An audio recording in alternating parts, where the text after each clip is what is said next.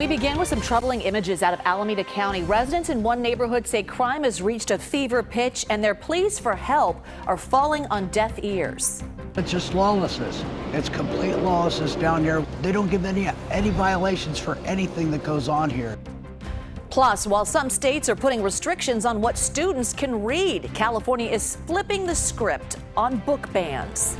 Also, Freedom Through Technology, the first of its kind program that puts a wealth of important resources at inmates' fingertips. It has a lot of positive information to better you if you're willing to better yourself. All right, take a look at this. It would be pretty hard to miss, right? Why you should call police if you see this antique puttering down the road. This is CBS News Bay Area with Juliette Goodrich. So here it is, and it's what business owners in Oakland say. That is their new reality. Criminals getting more brazen. They're even firing off guns in broad daylight. In fact, last night, one of those shootings turned deadly. This all happening on a stretch of Main Street between 98th and 105th Avenues. And our John Ramis tells us there are claims that recent efforts to clear an encampment was the source of much of the trouble. For most of us, homelessness and crime are just an abstract, something to be argued in a social debate. But here on Main Street, it's real life. The people here have said it feels like the city is just waiting for someone to get killed. And now that's happened. The flag on top of Melrose Metal Finishing still flies upside down, a signal of distress. With his surveillance cameras, owner Curtis Nagengast has documented all kinds of crime. Drug use, illegal dumping, armed robberies. In October, after much complaining, the city sent out crews to remove all the trash and evict the homeless RVs. It didn't last long. They just came back, and we were sending emails and pictures to the city. And it's been allowed to stay this way? It's been allowed to stay this way and get worse, obviously, get worse. He says things have been getting more violent, with people openly shooting guns in the air and at each other. A lot of gunplay, yeah, a lot of gunplay. And then last night, what has been predicted all along happened. A man was killed in cold blood in the middle of the street. He was a familiar face, one of the people living on Main. If this is the start, I hate to see the end. Terry Dutter operates a small trucking company out of this lot. The deadly shooting happened right outside. Where am I? Right here. Right in the middle of it? This is where we're stuck. This is where we stuck. Detectives were at the scene later in the morning, but Dutter is too cynical about what he's seen to think anything will really come of it. To him and others, Main Street is an example of what happens when the city allows lawlessness in the name of compassion. It became two picking sides, and they picked the side they wanted to pick. The city did? Mm-hmm. And this is the end result. It's not in their neighborhood, so they don't really care about it. They have compassion. They wouldn't have compassion for it if it was right out front their front door. A lot of people think crime is a problem in Oakland. On Main Street, it's become a way of life. And now, death. John, thank you for that story and that look there. It's not just around Main Street. Businesses in North Oakland, including the Rockridge area, have also been frustrated over a recent crime spike. And just last week, merchants in the Fruitvale neighborhood came together demanding the city do more to keep them safe. They say they want to see more surveillance cameras, security, and beautification investments. Tonight, the Postal Service says its carriers in Oakland and San Francisco are under attack. In fact, they're offering a $50,000 reward for information leading to an arrest in this robbery in Pacific Heights last week. We're told the thieves often go after the master keys that open large community mailboxes, giving them access to everything inside. So if you are worried about your mail, the postal inspector says the best thing you can do is grab it as soon as it arrives. The mail thieves are going to come by in the middle of the night, between midnight to the early morning hours. So if that mail's not there when the mail thieves come to get it, they won't have any reason to come back. So if you do have any information on postal robberies or mail theft, contact the U.S. Postal Inspection Service. We have posted their number with this story on KPIX.com. San Jose wants to turn a parking lot into a safe place for people to live in their RVs.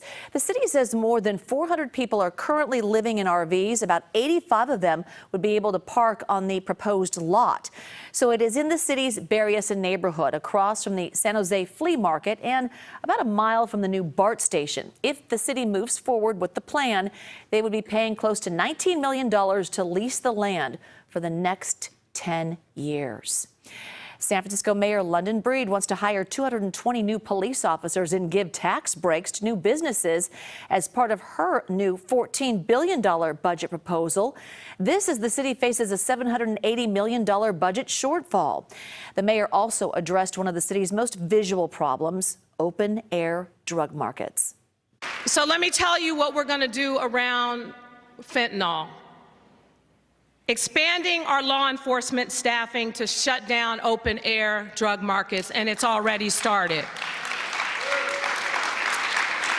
As I said, launching new programs to make sure that people can access service and we bring them into care. The proposal will now go to the Board of Supervisors. A final budget is due in July. Well, the city is trying to reinvent downtown, but there's a big hurdle, a record amount of vacant office space. So what could they do with it all? Well, tonight at 11, meet the man on a grassroots mission to change the urban landscape. San Francisco has rolled out a first-of-its-kind program that gives inmates access to computer tablets. So our Lauren Tom's joining us now with more on what these tablets are being used for. You had a real inside look today. Yeah, Julia, tablets in jails are common across the country, but the San Francisco County Sheriff has launched a new program to make them free to use for all. I spoke with one inmate today who says it's opened a new world of knowledge. At the San Francisco County Jail, inmates are unlocking new tools for their rehabilitation. David Thornton has been an inmate for nearly 2 years, but his time changed 3 months ago when the jail rolled out a first-in-the-nation tablet program equipped with entertainment options and virtual resources. It literally says lifeskillslink.com, like literally. It has a lot of positive information to better you if you're willing to better yourself. But it's more than just a tool to pass the time and boost morale. Days into receiving the tablet, David stumbled upon the LexisNexis app, opening a database of legal knowledge. That's my favorite app. And then in court, they say a lot about mens rea or actus rea, like the action of the crime or guilty mind. Like, I didn't know any of this before. And as I went through it and I started breaking the words down and ordered a dictionary, now I understand what I'm reading and understand what they're saying in courtroom. So I'm not just sitting there like, yeah, sure. And he's using it to help educate him on his own case. Today, he's facing 2 life sentences if convicted, but says the information the tablet has given him is helping him and his lawyer defend his case. I've been preparing for preliminary hearing for a while, and it's been really stressful. It's been stressful because, again, my life is on the line. And he's not keeping his new wealth of knowledge to himself. In the process of me doing that, I also find information that helps other people with their cases. Things that don't seem right or things where laws were bent to grab people or what have you.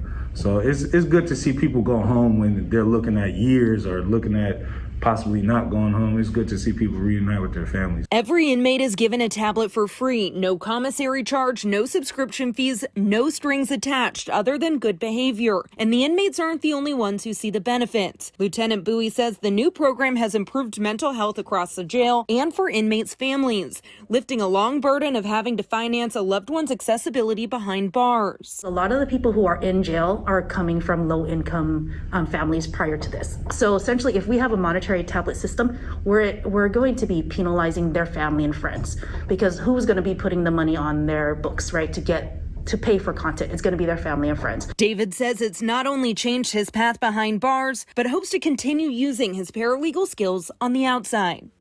Mayor London Breed has also championed this program, pledging $500,000 for 1,400 tablets. And county officials tell me they hope the program catches on across the country. Yeah, absolutely. So that money's going to this new program. Okay, so I have to ask kind of the flip side.